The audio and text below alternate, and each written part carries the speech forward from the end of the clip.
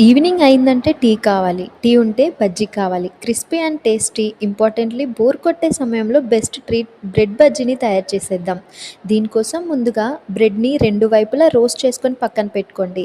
బంగాళదుంపల్ని కూడా ఉడికించుకొని పక్కన పెట్టుకోండి. ఆ తర్వాత కొంచెం శనగపిండి తీసుకొని దాంట్లోకి కొంచెం పసుపు, సోడా అలాగే ఉప్పు దాంతో పాటు నీళ్లు జాగ్రత్తగా వేసి కలపండి.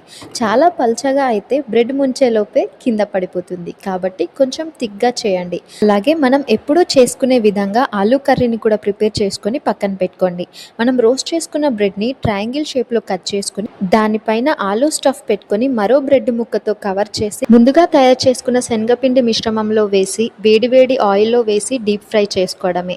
గోల్డెన్ కలర్ వచ్చేంత వరకు ఆయిల్‌లో డీప్ ఫ్రై చేసుకొని సర్వ్ చేసుకోవడమే. టిష్యూ మీద పెట్టి ఆయిల్ తుడిచి వేడి వేడి బజ్జీని ఎంజాయ్ చేయడమే. మీరు కూడా ట్రై చేసి మీకెలా వచ్చిందో కామెంట్ చేసేయండి. అలాగే ఈ రెసిపీ నచ్చినట్టయితే లైక్ చేయండి. మన ఛానల్‌ని సబ్స్క్రైబ్ చేసుకోవడం మాత్రం అస్సలు మర్చిపోవద్దు.